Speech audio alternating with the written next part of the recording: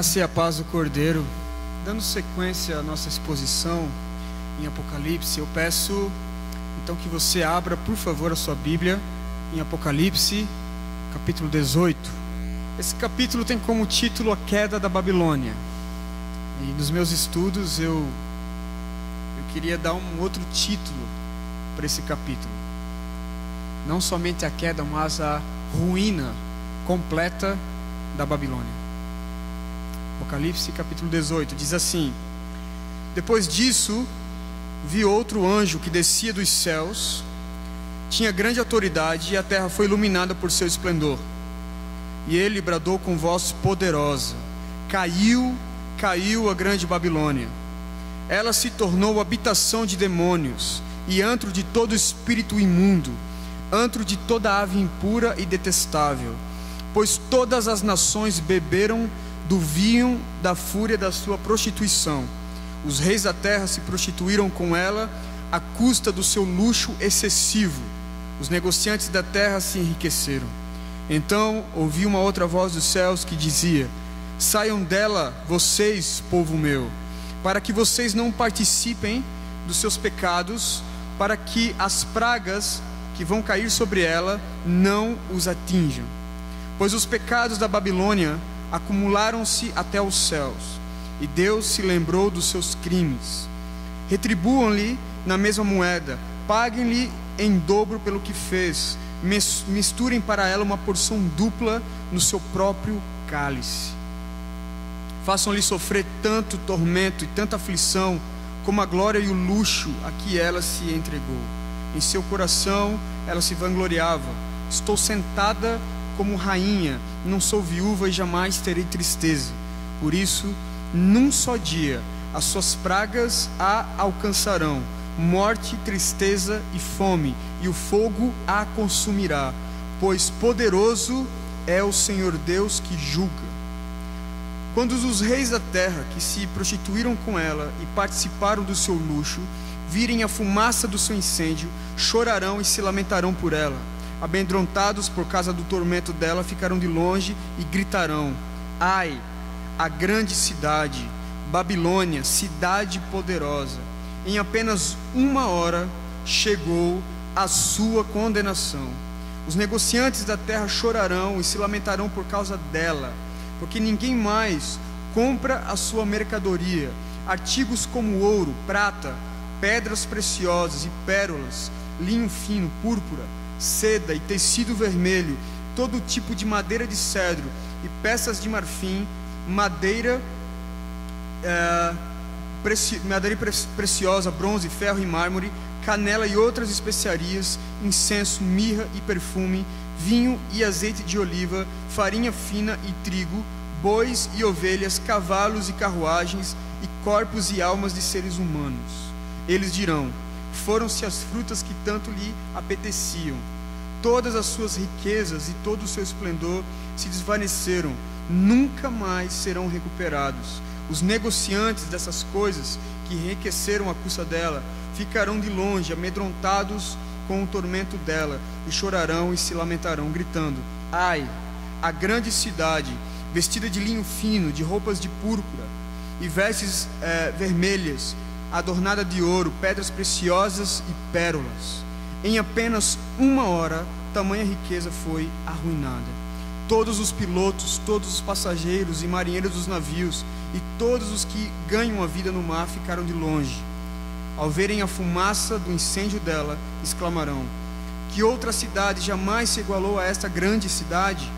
Lançarão pó sobre a cabeça e lamentaram-se chorando, gritaram: ai, a grande cidade! Graças à sua riqueza, nela prosperaram todos os que tinham navios no mar.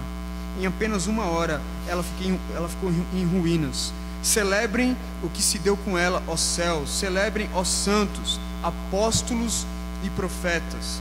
Deus a julgou, retribuindo-lhe o que ela fez a vocês. Então um anjo poderoso levantou uma pedra do tamanho de uma grande pedra de moinho e lançou-a ao mar e disse: com igual violência será lançada por terra a grande cidade Babilônia, para nunca mais ser encontrada. Nunca mais se ouvirá em seu meio o som de arpistas, dos músicos, dos flautistas, dos tocadores de trombeta. Nunca mais se achará dentro dos seus muros artífice algum de qualquer profissão. Nunca mais se ouvirá em seu meio o ruído das pedras de moinho. Nunca mais brilhará dentro de seus muros a luz da candeia. Nunca mais se ouvirá ali a voz do noivo e da noiva. Seus mercadores eram os grandes do mundo. Todas as nações foram seduzidas por suas feitiçarias. Nela foi encontrado sangue de profetas e de santos e de todos os que foram assassinados na terra. Pai, eu glorifico o teu precioso nome. Eu glorifico o teu precioso nome porque o Senhor é justo, o Senhor é fiel. Tu, ó Deus, és soberano sobre tudo e sobre todos, Senhor. Ó Deus, nós não podemos te tocar, nós não podemos te ver, mas nós sabemos e nós temos a plena convicção que o Senhor está nessa noite aqui, Pai. Ó Deus, em nome de Jesus, fala conosco através da tua preciosa palavra, Senhor. Que essa revelação dada a João venha a criar raízes no nosso coração, Senhor. E não permita, Pai, de modo algum que eu venha passar de alguma forma alguma impressão errada acerca de ti, Pai, em nome de Jesus, Pai, amém. Queridos, mais uma vez nós estamos diante de uma passagem dramática do Apocalipse. Eu tenho pensado comigo que essas passagens assim bem confusas caiu para mim, que foi Apocalipse 16, as 7 taças derramadas, e agora a queda da Babilônia. Dois textos, duas passagens bem, de certa forma, meio confusa, se a gente não tem um aparato talvez teológico e do contexto da época de João e tudo mais. Charles Erdman, que é um grande teólogo, um grande exegeta, ele diz que pouquíssimos livros contêm páginas tão dramáticas quanto essa passagem de Apocalipse 18. Aqui há uma verdadeira ruína da Babilônia. Seus filhos e suas filhas simplesmente vão desaparecer. Babilônia vai sumir do mapa. Babilônia vai sumir da história. Nós temos uma ruína de um sistema que corrupto, de uma cidade, né? Ela é apresentada como uma cidade, mas dentro da nossa interpretação que nós temos aqui da nossa liderança, nós entendemos que não é uma cidade, porque Babilônia já não existia desde o tempo de Cristo, né? Aqui é um simbolismo de algo corrupto e tudo mais. Então aqui é uma ruína de um sistema econômico, de um sistema mundano, de um sistema que luta contra a glória de Deus, que luta contra a igreja que está vivendo seus últimos dias na terra. Então, voltando, né, eu quero perguntar o que é a Babilônia, o que ela representa para nós. A Babilônia é mais um símbolo do que um lugar. A Babilônia refere-se à Babilônia dos tempos de Babel. Ela refere-se à Babilônia de Nabucodonosor. Ela se refere à senhora do mundo antigo. Ela se refere a Roma dos Césares. Ela se refere a Roma dos papas e a Roma que se levanta contra Deus e sua igreja. Ou seja, a Babilônia aqui não é apenas uma Babilônia escatológica, mas é uma Babilônia, digamos, atemporal. É um sistema corrupto, é um sistema que age com rebelião contra Deus. É um sistema que age em rebelião contra Deus. Então, nesses 24 versículos, nós temos a ruína desse sistema rebelde dos últimos dias. E o capítulo 18, ele é dividido, e eu quero seguir essa divisão natural do texto. Ele é dividido em 4 vozes. Nós temos 4 vozes aqui dentro do capítulo 18. A primeira voz eu intitulei como a voz da condenação da Babilônia. A voz da condenação da Babilônia. Está entre o versículo 1 e o versículo 3. Aqui nos mostra a queda da Babilônia, como anunciado, como se já tivesse caído. Caiu a grande Babilônia, é algo passado. O texto aqui, ele dá uma ênfase tão forte aqui na queda da Babilônia, que Babilônia é nos apresentada como se tivesse caído. Tamanha é a certeza da queda desse sistema no futuro. A queda desse sistema é tão certa, ele é tão concreto diante dos olhos de João, que essa voz aqui diz: caiu a grande Babilônia, como se isso já tivesse acontecido. Tamanha é essa certeza da ruína desse sistema. Ela também é descrita nesses 3 versículos como habitação de demônios, em contraste com a Nova Jerusalém, que é a habitação de Deus, descrita lá em Apocalipse capítulo 11. A Babilônia também, ela é condenada por Deus por seduzir os homens com seu luxo excessivo, com um sistema econômico tão corrompido que os reis da terra e os negociantes se embebedavam mais e mais com uma vida de abundante riqueza que os levava à própria condenação. Meus irmãos, o luxo excessivo, esse sistema de uma riqueza, de uma prosperidade abusiva, sempre foi condenada por Deus. Você vê, por exemplo, o que o profeta Ezequiel diz no capítulo 16, no versículo 49, o que ele fala sobre Sodoma e Gomorra. Nós achamos que Deus destruiu Sodoma e Gomorra porque ali vivia a homossexualidade, porque ali as pessoas que estavam querendo fazer sexo com anjos, ali era um antro de imoralidade sexual e tudo mais.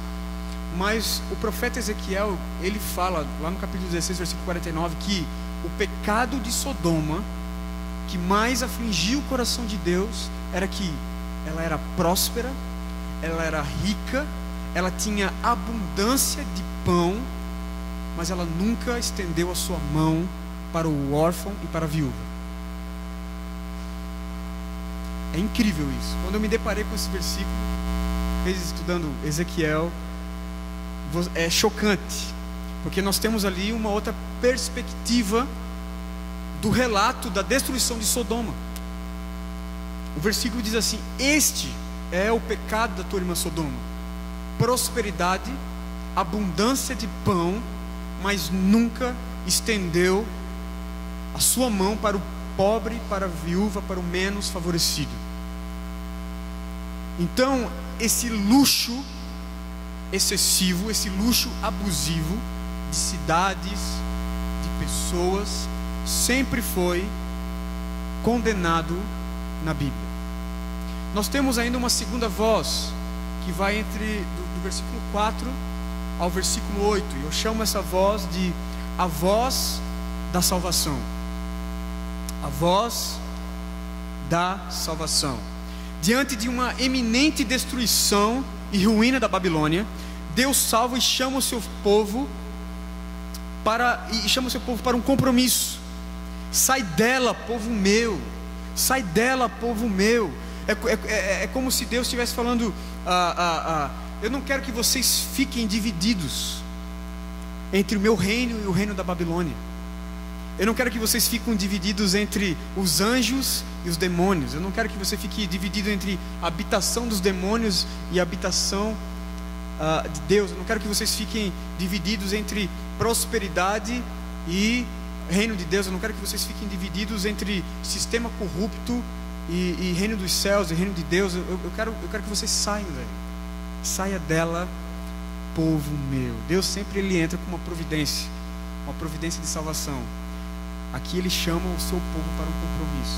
O seu povo há de ouvir o chamado soberano do Senhor. Com certeza Deus não estava chamando aqui, não estava gritando para o vento. Deus não estava gritando para as paredes aqui. O seu povo há de ouvir o chamado eficaz do Senhor. Saia dela, povo meu. Saia dela, povo meu. É interessante que essa exortação ela é direcionada para os eleitos, né? Porque ouvindo o chamado vão atender de forma pronta o pedido do Senhor. Esse chamado, né, saia dela, povo meu, ele é muito semelhante, por exemplo, ao chamado de Abraão, quando Deus chama Abraão para sair da idolatria de Ur dos Caldeus, onde Abraão estava ali adorando o Deus Marduk com a sua família. Abraão, eu quero que você saia, né, e vá para uma terra que eu hei de te mostrar. Saia dela, povo meu. É muito semelhante também à saída de Ló de Sodoma. Ela é muito semelhante à própria saída do povo de Israel do Egito em Gênesis, em Êxodo, capítulo 1, capítulo 2 e por aí vai. Então Deus ele chama a sua igreja, o seu povo, e ele dá algumas razões para isso. Deus simplesmente não chama o seu povo e não dá razão. Ele chama o seu povo, sai dela, povo meu, sai da Babilônia, povo meu, e ele dá algumas razões. Ele dá 3 razões para a saída da Babilônia. Primeiro, o povo de Deus ele não pode ser cúmplices do pecado da Babilônia. Segundo, o povo não pode participar dos flagelos destinados para a Babilônia. O que é destinado para a Babilônia é destinado para a Babilônia. O que é destinado para a igreja é destinado para a igreja, para o povo de Deus. Terceiro, não faz sentido ela ficar nos prazeres da Babilônia, já que o seu gozo e o seu prazer estão em Cristo e no que Ele guarda para o seu povo. E eu acho essa terceira razão aqui talvez a mais completa de todas. Não faz sentido o povo de Deus continuar nos prazeres do pecado da Babilônia, que são prazeres momentâneos, já que os prazeres do povo de Deus não estão naquilo, mas está em Cristo e naquilo que Cristo guarda para o seu povo. Versículo 9 ao 19, nós temos uma terceira voz, que eu chamo de a voz de lamentação. A voz de lamentação. Essa passagem de 10 versos nos revela a fragilidade do mundo diante do juízo de Deus. A Babilônia pode se mostrar grande, ela pode se mostrar poderosa, ela pode se mostrar rica, mas ela não passa de um sistema podre, fraco e sem força diante da condenação de Deus. Nesse parágrafo, nesse versículo do 9 ao 19, nós temos a lamentação de uma cidade estruturada por luxos excessivos, por riquezas materiais. Olha só que irônico isso. Ela era tão estruturada diante da sua riqueza, ela era tão estruturada na sua prosperidade, ela era tão estruturada no seu sistema econômico, que ela simplesmente é condenada por Deus. Então, aqui diante desses versos aqui, o próprio povo da cidade diz: olha, cidade poderosa, mas para você ver a tamanha ilusão, é poderosa, mas a condenação dela é simplesmente em 1 hora. É tão poderosa que ela não consegue ficar de pé diante da condenação de Deus. Os que tinham grande nobreza, as pessoas que detinham tesouros caros dessa terra agora choram, porque em apenas 1 hora tudo isso, toda a fortuna, toda a pompa, toda a fama foi pelo ralo. Note que estamos em um momento dramático da história da humanidade. Essa voz, a voz do lamento aqui, que vai do 9 ao 19, são lamentos de pilotos, de passageiros, de marinheiros, são lamentos do povo da cidade, são lamentos de negociantes. E é muito interessante a gente observar o lamento desse povo da Babilônia. É interessante a gente notar por que eles estão lamentando. Se há um colapso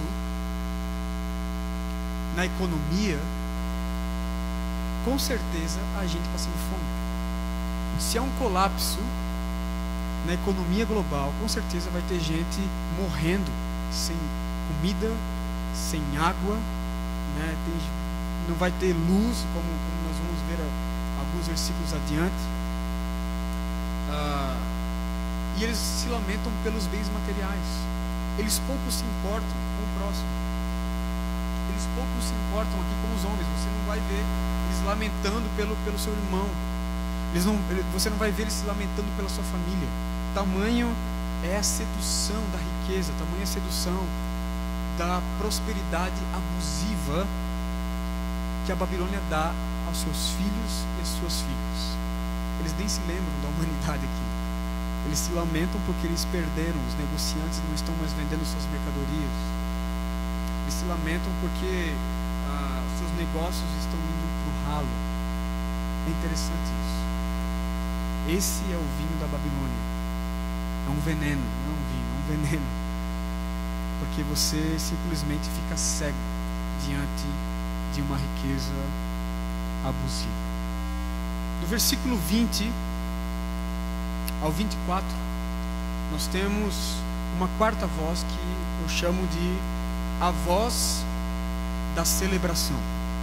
A voz da celebração. Em contraste com a queda da Babilônia na terra, a igreja canta o triunfo de Cristo nos céus.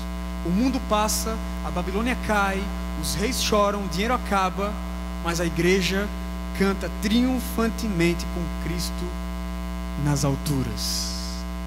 Celebre. O texto começa, essa passagem do 20 ao 24 começa: celebrem o que se deu com ela aos céus, celebrem aos santos, apóstolos e profetas, celebrem, celebrem. E aí eu pergunto: celebrar o quê? Celebrar o quê? Não se pode imaginar aqui nessa sessão uma celebração com um tom vingativo. É interessante a gente notar isso, porque a Bíblia nunca vai nos encorajar a celebrar a destruição dos pecadores. Você vai ver, por exemplo, em Provérbios, capítulo 24, versículo do 17 ao 18, diz assim: quando cair o teu inimigo, não te alegres, e quando tropeçar o teu inimigo, não se regozije o teu coração, para que o Senhor não o veja, e isso seja mal aos seus olhos, e desvie dele a sua ira. Você vai ver, por exemplo, em outras passagens, poderia enumerar outras passagens aqui, N passagens, onde a Bíblia simplesmente não nos encoraja a celebrar e nos alegrar com o sofrimento do pecador, mesmo ele estando diante da ira justa de Deus, mesmo esse pecador estando diante da justa justiça de Deus, que está naquele momento condenando. Nós não podemos celebrar a destruição daquele pecador. Então, o que nós estamos celebrando, afinal, aqui então? Nós estamos celebrando a alegria, a igreja está celebrando a alegria de presenciar a justa justiça de Deus em operação. Aqui nesses versículos há uma atmosfera diferente, não é uma atmosfera vingativa. O povo está olhando a justiça de Deus em prática e vê que aquilo ali é de acordo com os próprios atributos de Deus, e isso traz de alguma forma alegria para o povo de Deus, que agora está cantando nos céus. Celebrem aos céus, celebrem ao profeta, celebrem aos apóstolos. Não celebrem a destruição dos pecadores, mas celebrem a minha justa justiça em prática. Celebrem a minha justa justiça em operação para a minha própria glória. Quando nós vemos Deus agir, seja com condenação, com ira, com justiça, nós nos alegramos. Por quê? Tudo que Deus faz é justo e tudo que Deus faz é bom. Queridos, é muito interessante esse ponto, porque no dia do juízo, provavelmente eu vou estar ali com Cristo, e talvez eu vou reconhecer alguns familiares que provavelmente morreram sem Cristo. Isso causa grande dor no meu coração, mas talvez naquele momento ali, vendo alguns familiares meus serem condenados eternamente ao inferno, como eu vou proceder num momento como esse? Com alegria, meus irmãos, com alegria. Não de ver o meu familiar sendo condenado ao inferno, mas vendo que a justiça de Deus é de fato justa. que tudo que Deus faz é bom. Provavelmente no momento do juízo, eu vou olhar para a justiça de Deus, eu vou olhar para a cruz de Cristo, eu vou olhar para o pecado dos meus familiares que não foram alcançados pelo Evangelho, e com Cristo eu vou dizer: é justo. É justo condenar os pecadores ao inferno. Tamanho é a aberração do pecado para com Deus. É interessante isso. É um paradoxo, né? É um paradoxo.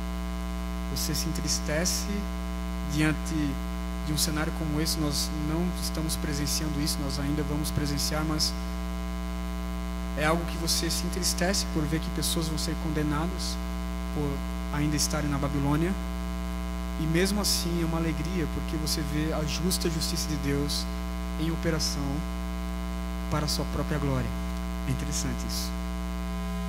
A Babilônia não tão somente ela cairá, mas ela também será condenada, ela também será jogada. É interessante nesses 4 versículos, porque ela será jogada e submersa ao mais profundo dos oceanos.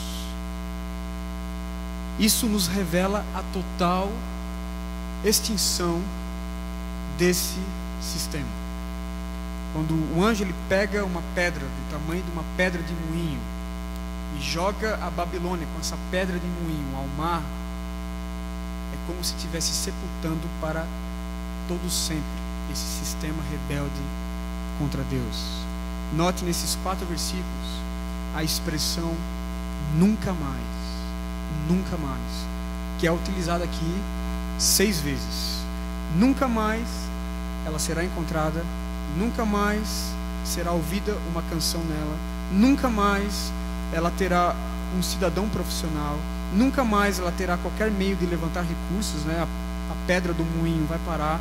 Quinto, nunca mais terá qualquer tipo de iluminação, de candeia, de lâmpada, ela estará em trevas total. Sexto, nunca mais terá qualquer tipo de laço familiar. O noivo e a noiva se calarão. Então, para concluir, eu quero pintar um quadro da Babilônia aqui. Deixe-me pintar um quadro da Babilônia. Ela é aparentemente poderosa, mas ela não passa de uma ilusão. Ela é fraca, ela é frágil, e a sua derrota é concreta. Ela matou muitos e muitos profetas, apóstolos, plantadores de igreja, pastores, cristãos de todos os períodos da história, mas ela será condenada à total extinção num futuro breve. Terceiro, ela é aparentemente rica e luxuosa, mas ela será levada ao fundo dos mares, onde seu luxo excessivo, sua pompa, sua prosperidade simplesmente não terá sentido algum. O que vale o dinheiro, o que vale a moeda, o que vale o ouro no fundo dos oceanos? Nada. Só para virar coral de peixe, eu acho. Se isso servir, talvez nem para isso sirva. Então eu quero concluir, meus queridos, perguntando para todos nós: você já saiu da Babilônia? Deixa eu tentar mudar a minha pergunta. A Babilônia já saiu de você? Você já ouviu a voz poderosa do Evangelho dizendo ao seu coração: sai dela, povo meu. Sai dela, povo meu. Eu tenho algo melhor para ti. Eu tenho prazeres eternos. Eu tenho gozo eterno. Eu não tenho gozo e prazer momentâneo. Eu tenho outras coisas para ti. Sai dela, povo meu. Eu queria que você refletisse e examinasse a si mesmo nessa noite. Eu queria que você olhasse para o seu coração e perguntasse: será que eu ainda estou na Babilônia? Será que a Babilônia já saiu do meu coração? Assim como muitos ali do povo de Israel, quando saiu do Egito, ainda tinha saudades, né, do Egito. Mesmo saindo do Egito, mesmo fora do Egito, eles tinham saudades do Egito. O Egito nunca tinha saído do coração daquele povo. E muitas vezes nós saímos aparentemente da Babilônia, frequentamos semanalmente um culto, semanalmente a escola dominical, mas ainda existem requisitos da Babilônia no nosso coração. Não se deixe seduzir pelo vinho envenenado da Babilônia, por esse sistema corrupto, podre, abusivo, que é uma total rebelião contra Deus. Mas que você possa hoje fitar os seus olhos em Cristo, aquele que te chama da Babilônia, aquele que te chama e diz: saia dela, povo meu, saia dela, você, povo meu, saia dela, para que você não seja cúmplice dos pecados, para que você realmente tenha o prazer, que você tenha realmente a plena certeza de que o seu prazer, a sua alegria não está num prazer momentâneo, num pecado momentâneo, mas está em mim e naquilo que eu guardo para ti. Saia dela, povo meu. Eu tenho certeza, eu tenho absoluta certeza, se você foi de fato alcançado pelo Evangelho, você já saiu da Babilônia. Já saiu da Babilônia. Mas se por acaso você agora fazendo uma rápida exame de si mesmo, se você ainda conclui que ainda está na Babilônia, por favor, preste atenção na voz de Deus. Abra o seu coração para a voz do Evangelho. Abra o seu coração para a voz de Cristo que te chama. Saia dela, povo meu. Saia dela, povo meu. Vamos orar, queridos. Pai, eu glorifico o teu precioso nome, Pai, porque o Senhor é o Deus que nos chama para fora da Babilônia, Senhor. O Senhor é o Deus que nos dá uma nova perspectiva de vida. O Senhor é o Deus que nos tira para fora desse sistema rebelde contra o Senhor.